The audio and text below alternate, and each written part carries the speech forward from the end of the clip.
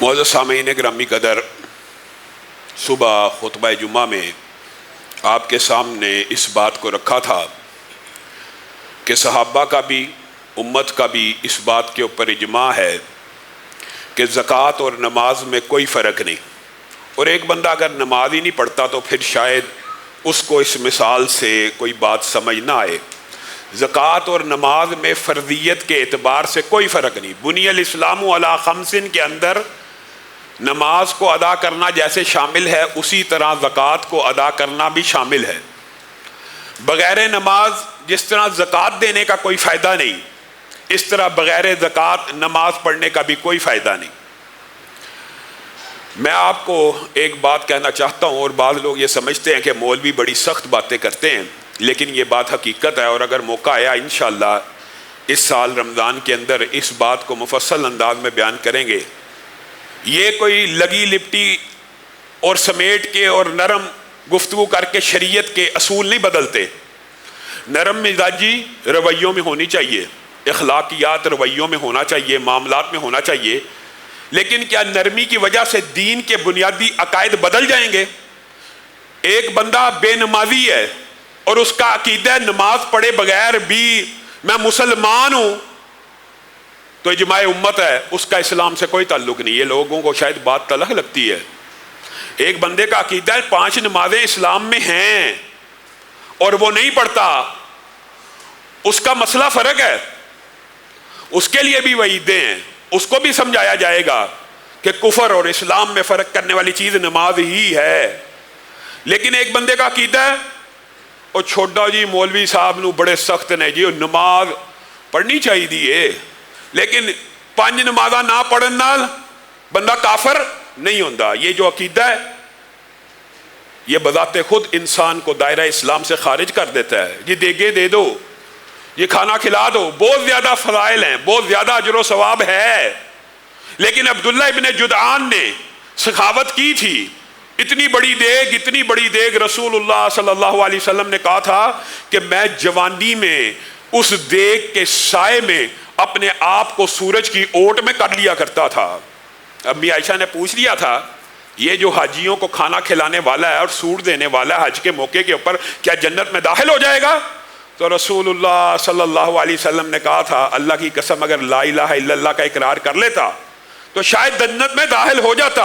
لا الہ الا اللہ کا اقرار نہیں کیا تو عبداللہ ابن جدعان جیسا سخی بھی ہو جنت میں نہیں جائے گا، حاتم طائی بھی ہو جنت میں نہیں جائے گا۔ یہ لوگوں کے نام 1400 برس بعد بھی زندہ ہیں، اللہ نے دنیا ہی میں ان کے ناموں کو زندہ کر دیا ہے۔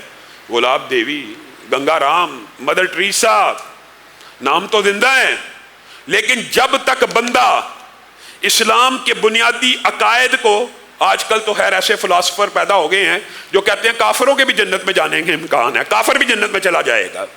ان الدین عند اللہ الاسلام، یعنی دین اسلام ہی کو مذاق بنا کے رکھ دیا۔ اللہ کے نزدیک صرف دین اسلام ہی ہے۔ جہاں پہ ختم نبوت کا منکر جنت میں نہیں جائے گا تو اللہ رسول کا منکر چلا جائے گا۔ یہ آج کل کے نئے اسکالرز آف ڈالرز جو حدیث کے منکر ہیں، یہ قرآن کی آیتوں کے بھی منکر ہوتے ہیں، اور انہوں نے یہ فلسفہ گڑھا ہوا۔ میرے بھائیو، جس طرح نماز عقیدے کے اعتبار سے کسی بندے کا یہ عقیدہ ہو کہ 5 نمازیں نہ پڑھ کے بھی بندہ جنت میں چلا جاتا ہے، اگر کسی کا وہ یہ عقیدہ ہے تو آج ہی اپنی اصلاح کر لے، وہ بندہ اجماع امت ہے، قرآن سے ثابت ہے، حدیث سے ثابت ہے، دائرہ اسلام سے خارج ہو جاتا ہے، کیونکہ اس نے اسلام کو سمجھا ہی نہیں۔ اسلام صرف زبان سے لا الہ الا اللہ کا کہنے کا نام نہیں ہے۔ زبان سے کہہ بھی دیا لا الہ تو کیا حاصل، دل و نگاہ مسلمان نہیں تو کچھ بھی نہیں۔ لا الہ الا اللہ کہنے کے بعد اس اسلام کا اظہار نماز سے ہوگا اور زکوٰۃ سے ہوگا۔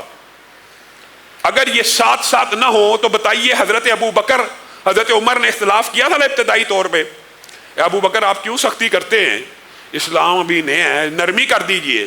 حضرت ابو بکر نے کہا تھا تو یہ بات کرتا ہے عمر، اللہ کی قسم میں ان کے خلاف قتال کروں گا جو نماز اور زکوٰۃ کو الگ الگ سمجھتے ہیں، دونوں ایک ہی سلسلے کی کڑیاں ہیں، میں ان کے خلاف جہاد کا اعلان کرتا ہوں۔ تو حضرت عمر نے کہا بعد میں اللہ نے میرا شرح صدر کر دیا، اور بے شک حضرت ابو بکر کا موقف ہی درست تھا، اور اس وقت نبی کریم صلی اللہ علیہ وسلم کی وفات کے غم کی وجہ سے میں معاملے کو صحیح جج نہیں کر سکا۔ اور قرآن پاک کی جو آیت مبارکہ آپ کے سامنے تلاوت کی ہے، جو لوگ سونے اور چاندی کو جمع کرتے رہتے ہیں اور اس کی زکوٰۃ ادا نہیں کرتے، اس میں سے اللہ کا حق ادا نہیں کرتے، ثم لا ينفقونها في سبيل الله فبشرهم بعذاب علیم یوم یحمى علیہا فی نار جہنم فتقوی بہا جباہہم وجنوبہم وظہورہم۔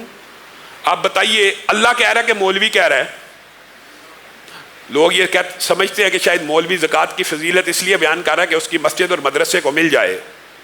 دوسری طرف ان کی عقل پہ پردہ ہے، جب بات نماز کی کرو تو کہتے ہیں یار لوگوں کا پیٹ پالنے سے بھی بندہ جنت میں چلا جائے گا، جب لوگوں کا پیٹ پالنے اور زکوٰۃ کی بات کرو تو کہتے ہیں مولوی اپنی مسجد کے لیے، اپنے مدرسے کے لیے شاید چندہ اکٹھا کرنا چاہتا ہے۔ اللہ کہہ رہا ہے، مولوی نہیں کہہ رہا، جو بندہ اپنے مالوں کی زکوٰۃ ادا نہیں کرتا، اس آیت کی تفسیر میں لکھا ہوا ہے اور رسول اللہ صلی اللہ علیہ وسلم ثابت ہے، اور اگر تفسیر نہ بھی ہو ترجمے سے ثابت ہے، وہ سونا چاندی ان کو آگ میں پگھلا کر ان کی پشتوں پہ، ان کے ماتھوں پہ، ان کے آگے اور پیچھے 50,000 سال کا جو دن ہوگا پگھلا کر، بتائیے سونے کا بوائلنگ ٹمپریچر کیا ہے، چاندی کا کیا ہے، میلٹنگ پوائنٹ کیا ہے؟ آخر پگھلے گا تو گرم ہوگا تو پگھلے گا نا، وہ پگھلا کے جسموں پہ داغا جائے گا۔ اور پھر اسی آیت کی تفسیر کے اندر محدثین نے 3-4 حدیثیں اور بھی بیان کی ہیں جن کی طرف ضمناً اشارہ کرنا ضروری ہے۔ ایک تو یہ ہے سونا چاندی کی زکوٰۃ، درہم و دینار، پیسوں مال و دولت کی زکوٰۃ ادا نہ کرنے والے کا سارا مال و دولت پگھلا کے اس کے ماتھے پہ، اس کی کمروں پہ، اس کی سائڈوں پہ، اس کے پورے جسم کو اس ابلتے اور کھولتے ہوئے سونے چاندی کے اندر ڈبا ڈبا کے 50,000 سال کا دن گزارا جائے گا۔ نمبر ایک بات۔ نمبر دوسری بات، نبی کریم صلی اللہ علیہ وسلم نے کہا جو اپنے جانوروں کی زکوٰۃ ادا نہیں کرتا، جانور سے مراد اونٹ ہے، بھینس ہے، بکریاں ہیں، رسول اللہ صلی اللہ علیہ وسلم نے فرمایا کل قیامت کے دن ان کو موٹا کیا جائے گا، فربا کیا جائے گا اور یہ طاقتور ہو جائیں گے۔ پھر یہ 50,000 سال کے دن کے اندر جس بندے نے ان جانوروں کی زکوٰۃ کو ادا نہیں کیا ہوگا اس کو رونگتے چلے جائیں گے، اور ایک دفعہ جب یہ اونٹ، گائے، بیل، بکری اس کو روندیں گے، بندہ پھر کچھ دیر بعد سیدھا ہو جائے گا، پھر وہ واپس آ کے رونا شروع کریں گے، پھر سیدھا ہوگا، پھر وہ رونا شروع کریں گے، یہاں تک کہ 50,000 سال یہی عمل دہرایا جاتا رہے گا۔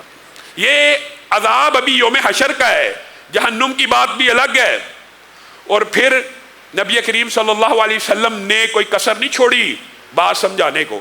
اللہ نے بھی سونے چاندی پیسے مال کا الگ ذکر کر دیا، جانوروں کا نبی کریم صلی اللہ علیہ وسلم نے الگ ذکر کر دیا، پھر سمجھانے کے لیے کہ کوئی ایسی چیز جس کو تم سمجھتے ہو کہ نہ سونا چاندی میں آ رہی ہے نہ جانوروں میں آ رہی ہے، پلاٹ ہیں، پلازے ہیں، گھر ہیں، جن کی تم زکوٰۃ ادا نہیں کرتے، نبی کریم صلی اللہ علیہ وسلم نے کہا یہ سارا مال، یہ ساری دولت کل قیامت کے دن ایک سانپ کی شکل میں آئے گا، اور اس سانپ کی آنکھوں کے اوپر 2 نشان ہوں گے۔ یہ کیوں کہا؟ کیونکہ عربوں کے ہاں جن سانپوں کی آنکھوں کے اوپر 2 نشان ہوتے تھے وہ بڑے زہریلے سمجھے جاتے تھے۔ ہاں یہ وہی سانپ ہیں کہ جن کے بارے میں حدیث میں آتا ہے کہ ایک مرتبہ بھی اگر ڈس لے، ایک مرتبہ بھی، تو 40 برس اس کی تکلیف، اس کی سوجن، اس کا احساس جسم سے نہیں جائے گا۔ یہ ایسے ایسے سانپ ہیں کہ جو زمین کی پشت کے اوپر اگر آ جائیں اور ایک سانس، صرف ایک سانس زمین کے اوپر لے لیں تو قیامت تک زمین کے اوپر سبزہ نہیں اگے گا۔ یہ سانپ انسان کے گلے کے اندر چکر کاٹ کے انسان کے منہ کے سامنے آئیں گے اور انسان کے منہ کے اوپر کاٹیں گے، اور باچھوں کا لفظ حدیث میں موجود ہے، جیسے آپ جانور کے منہ کے اوپر لگام نہیں لگاتے گھوڑے کے اوپر، ویسے انسان کے جبڑوں کو چمٹ جائے گا اور کہے گا میں تیرا مال ہوں جو تو نے اللہ ہی کی طرف سے حاصل کیا تھا اور اللہ ہی کے حق کو ادا نہیں تھا کیا۔ اللہ کو حق کو، اللہ کا دیا ہوا مال، اور اسی کو ادا نہ کرنا ہیلے بہانوں سے، مختلف رستوں سے۔ میرے بھائیو، رسول اللہ صلی اللہ علیہ وسلم تو صرف زکوٰۃ کی بات نہیں ہے، زکوٰۃ کے علاوہ بھی آپ کے مالوں میں یتیموں کا، بیواؤں کا، مسکینوں کا، فقیروں کا حق ہے۔ اور میرے بھائیو یہ بات بہت آسان ہے سمجھنے کے لیے، بہت ہی آسان ہے، رسول اللہ صلی اللہ علیہ وسلم نے کہا جس نے اپنی بیوی کے منہ میں لقمہ ڈالا، جس نے اپنی بیٹی کے منہ میں لقمہ ڈالا، بیٹی کس کی ہے؟ تیری ہے، تو نے 3 بیٹیوں کے منہ میں لقمہ ڈالا تو کل جنت میں داخل ہو جائے گا۔ صحابہ نے کہا 3 نہ ہو، تو کہا 2 کو بھی اگر کھلائے گا پلائے گا پرورش کرے گا جنت میں داخل ہو جائے گا۔ کہا اگر 2 بھی نہ ہو، کہا 1 کو ہی۔ کس کی بیٹی؟ اپنی بیٹی، اس کے منہ میں لقمہ ڈالنا، اس کو کھلانا پلانا باعث دخول جنت ہے۔ تو غریبوں کی بیٹیاں، مسکینوں کی بیٹیاں، بیوائیں، طلاق یافتہ معاشرے کی وہ غریب عورتیں جو لقموں کو ترس رہی ہیں، ان کے منہ میں ڈالنے کا اجر و ثواب کتنا ہوگا؟ اپنی بیٹیوں کے منہ میں، اپنی بیوی کے منہ میں ڈالنے کا ثواب، اپنے بچوں کے منہ میں ڈالنے کا ثواب یہ ہے۔ میرے بھائیوں، بات کو مزید آسان کیجئے، حدیث سب نے سنی ہوئی ہے، سب کو یاد ہے۔ ایک کتا کنویں کے کنارے میں پیاسا بیٹھا ہوا ہے، پیاسا بیٹھا ہوا ہے، کون؟ ایک کتا، انسان نہیں۔ ایک بندے کو پیاس لگی، اس نے پانی پیا، باہر نکلا، دیکھا کتا ہانپ رہا ہے، کہنے لگا او ہو، خیال آیا اس کو بھی شاید پیاس کی اسی شدت نے تنگ کیا جس شدت کی وجہ سے میں کنویں میں اترا تھا، دوبارہ اتر گیا۔ اپنے جراب میں، اپنے موزے میں پانی بھر کے لایا، کتے کو پلا دیا۔ رسول اللہ صلی اللہ علیہ وسلم نے کہا اس کی نیت اتنی خالص تھی، اللہ کی مخلوق کی خدمت کرنے کی، ایک کتے کو پانی پلانے کی وجہ سے جنت میں داخل ہو گیا۔